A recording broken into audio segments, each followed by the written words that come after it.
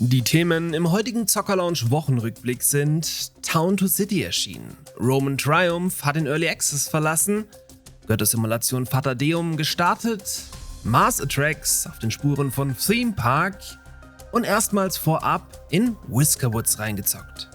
Damit herzlich willkommen zum Wochenrückblick, speziell für Strategie- und Aufbauspieler. Hier gibt es noch viel mehr spannende Themen rund um euer Hobby, also unbedingt ein Abo dalassen, Glocke aktivieren und ja, viel Spaß!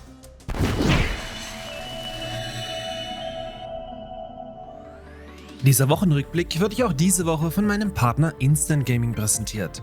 Bei Instant Gaming erhaltet ihr in der Regel alle Videospiele zum Teil deutlich günstiger als auf den Hauptplattformen und könnt so jede Menge Geld bei eurem liebsten Hobby sparen. Instant Gaming hat fast alle heute angesprochenen Spiele günstiger im Angebot, dazu aber gleich noch mehr. Ah, there you are, Mayor.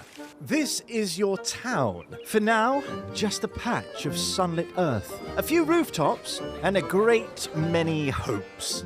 Mit Town to City ist diese Woche ein gemütlicher und bildhübscher Citybuilder in seinen Early Access gestartet. Also bildhübsch, wenn ihr mit dem Pixel-Art-Style was anfangen könnt. Town to City ist der direkte Nachfolger des noch stark an Eisenbahnschienennetze fokussierten Station to Station, ist aber bis auf den Artstyle ein völlig anderes Spiel. Denn hier errichtet ihr am Mittelmeer des 19. Jahrhunderts eine idyllische Stadt, in welcher ihr jedes Element bearbeiten könnt, womit sich der Titel vor allem an Schönbauer und Gelegenheitsspieler richtet, die einfach nur eine gute und entschleunigte Zeit verbringen möchten.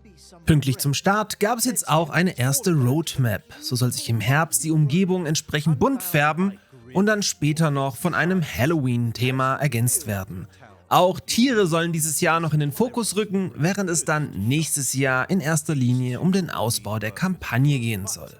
Town to City bekommt ihr bei meinem Partner Instant Gaming für ca. 21 € und unterstützt mit einem Kauf, wie gehabt, diesen kleinen Nischenkanal hier sehr. This is your legacy. A living place, a thriving home. Crafted not just with strategy, but with care. Welcome home, Mayor. We can't wait to see the world you'll build. Welcome to Roman Triumph, a survival city builder about your inevitable death. Frisch erschienen ist diese Woche auch die 1.0-Version von Roman Triumph. In diesem Römer-City-Builder mit ATS-Kampfsystem geht es vor allem darum, euch vor Angriffen zu verteidigen und euch dementsprechend neben dem üblichen Anno-Gameplay auch ordentlich mit Mauern und Co. einzubunkern. Zum Full-Release hat Roman Triumph jetzt noch ein neues Wüstenbiom erhalten, in welchem ein weiterer Handlungsstrang in Nordafrika erzählt wird. Damit ihr auch ordentlich was zu tun habt, ist als neuer Antagonist der Minotaurus aus einem Labyrinth unter Kreta ausgebrochen und möchte nun von euch entsprechend kaltgestellt werden. Damit es gelingen kann, hat der Full Release darüber hinaus kostengünstige Stachelfallen erhalten, die vor allem im frühen Spielverlauf gegen die ersten Gegnerwellen für ein gutes Hindernis sorgen sollen. Roman Triumph gibt es auf Steam noch bis zum 29. September mit 30% Rabatt für 17,49 €. Oh look, a monster. And a second one too. Remember I said that Roman Triumph was about your inevitable demise? Build your Roman Triumph now. Inspired by the God Games of old. Auch Fatadeum ist diese Woche in den Early Access gestartet und bringt nach vielen Jahren Durststrecke als erster Vertreter eine waschechte Göttersimulation zurück. Das von den Deutschen 42 Bits Entertainment Studio entworfene Spiel macht keinen Hehl daraus, sich bei den einzigen Peter Molyneux-Klassikern um Populous und Black and White zu bedienen, bringt aber auch viele eigene Ideen ins eigene Spiel. Auch wenn die ersten Steam-Rezessionen nur für ein ausgeglichenes Rating reichen, was vor allem daran liegt, dass viele eben dann doch eine 1:1 Kopie von Black and White erwartet hatten, könnt ihr in den Titel bedenkenlos reinspielen, wenn euch das Ganze zusagt.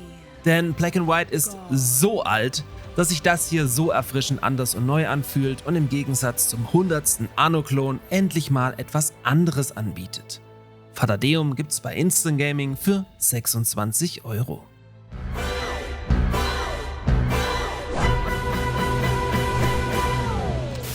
Um die Themenpark-Simulation Mars Attacks zu verstehen und zu mögen, müsst ihr zum einen die Kult-Sci-Fi-Komödie Mars Attacks von 1996 kennen und zum anderen in eurer Kindheit, wie ich, irgendwann mal Theme Park gespielt und geschätzt gelernt haben. Könnt ihr beide Punkte für euch abnicken, dann habt ihr mit Mars Attacks wahrscheinlich richtig viel Spaß und solltet mal einen Blick riskieren. Wie im Film haben die Marsianer die Erde angegriffen und dabei unzählige Menschen gefangen genommen, welche sie jetzt in einem Themenpark wie Tiere zur Schau stellen, den ihr errichten sollt. Dabei spielt man aber keine überkomplexe Simulation wie in den Frontier-Spielen um Planet Zoo, sondern eben ein Spiel der alten Schule, das sich an Theme Park orientiert und gleichzeitig dank der Vorlage eine erfrischend makabere Vorlage bietet. Wer also schon immer mal der Menschheit den Rest geben wollte und mit einer Themenpark-Simulation etwas anfangen kann, der findet den Titel bei Instant Gaming für unschlagbare 19,70 €.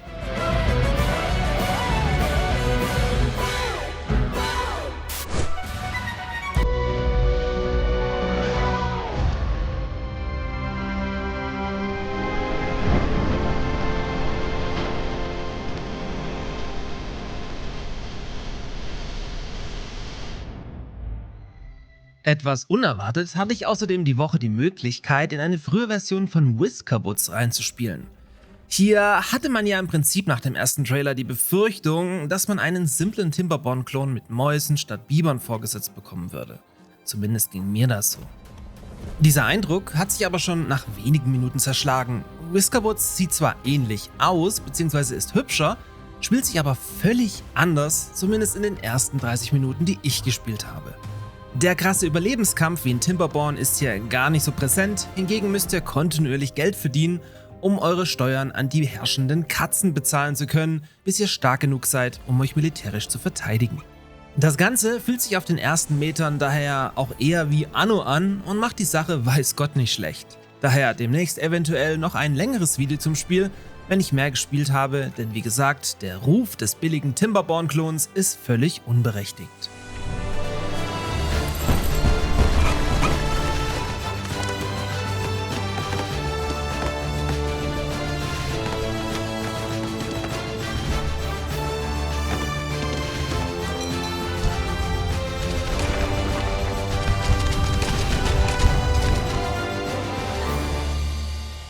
In diesem Sinne, am Dienstag geht's gnadenlos mit weiteren Citybildern weiter, denn da erscheint mit Celestial Empire, Aztecs, The Last Sun und Pompeii The Legacy einfach mal 3 am gleichen Tag. Ich wünsche euch ein schönes Restwochenende, kommt gut in die neue Woche und wenn ihr Bock habt, bis Dienstag. Vesuvius stirs.